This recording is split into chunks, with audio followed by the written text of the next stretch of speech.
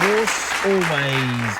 My name is Diz, aka David Zamet, and this is a straight out of the theater reaction, review, whatever you like about Predator Badlands, out in cinemas now. Well, here in Melbourne, Australia, yes.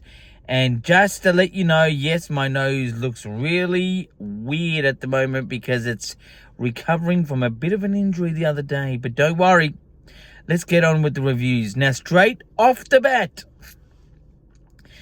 this movie gets an unusual ranking out of 10, 7.8 out of 10. Let me explain this movie. Now, there's partial spoilers, but nothing great that will distract you when you see it for yourself. This film, from the get-go to the very end, is a really gritty sci-fi looking film. Like the soundtrack, the sound design, the set design, the CGI, the real models, or the actual creatures that are on set. Great, unbelievable, just flawless. It is really intense. But where this film really is unusual the most, it's like you envision that this film is going to be a non-stop, relentless battle, one battle after another, sort of like DiCaprio's film, but in a different sort of way. And it is. Like, there's so many different types of elements in this film that has this Predator and his companion, which is named Thea, go on a journey. Now, speaking of Thea is like a synthetic cyborg type person that's left in half. And then they come across this monkey type of alien, and they sort of become like a bit of a clan, sort of unusual clan of different sort of creatures within themselves.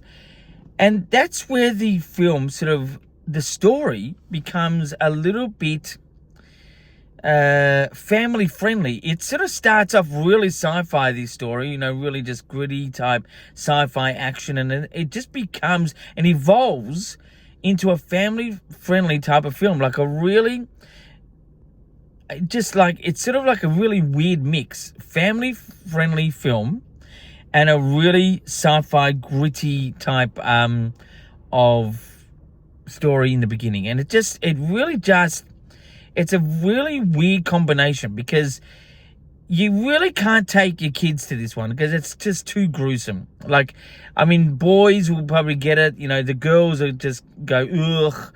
And that's not being sexist. That's, I think, for real. And it's not really something that you take to the family with, but it has a family-friendly sort of story inside the actual type of film. I just think it's really, it's refreshing. It's not your typical Predator film where we saw with Arnold Schwarzenegger, but you see a lot of that particular Predator all throughout the film. I just think the monkey alien was a little bit comedic, sort of comic book, I suppose. It's, a little bit sort of like something that you would see in Men in Black. And I thought the cyborg sort of synthetic female that is in half, named Thea, really sort of got into the story a bit too quick. Her, she got involved with the Yaoji, I think they called the Yaoji, Deck, the algae, his name is Deck, the main predator alien. I think it was just a little bit too quick. The relationship sort of got underway. When I say relationship, I'm not talking about, sexual or loving or anything like that. Just sort of the friendship type of relationship. It was just a little bit too quick. And I think the type of character that they created her to be was just a little bit too quirky. Still good, but I don't know. I would have created a bit more serious type of character, more seriousness than quirky, sort of comedic, if you were to say. And I just think the choice of the look of the alien, who is they call him Bud. I think they call him Bud in this film, and it's a little bit animated. It looks, the effects are great. Like, it looks real, but the type of looking character looks a little bit like you'd find on a cornflakes packet, I suppose, or Cocoa Pops or something like that. It's a little bit unusual, more Cocoa Pops, sort of similar to that sort of animated monkey on the Cocoa Pops, if that still exists. I don't know, maybe I'm talking because I'm very old and that's what they used to be like on Cocoa Pops, or some places call it Cocoa Puffs. But anyway, it's definitely a film that you'd want to see in IMAX. It's definitely a film that you should see at the cinema. It's definitely entertaining, and it's not too long. Like, it's actually quite short, but it's actually an enjoyable film being that. I think any more to this story would have just had it drag. It's a really basic story, but a really heroic, classic type of story. Very good for, fun type of serious entertainment, if that makes sense.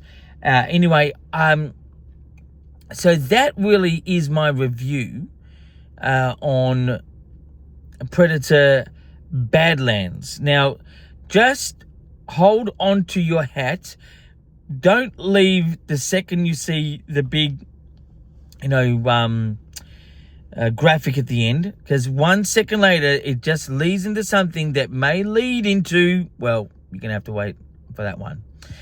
Anyway, that is the show for this time around. I will be attending to my regular show, not today. Obviously, this is a review, and I will be, the next episode, I'll be back on, in the studio. And until next time, my friends, keep rocking.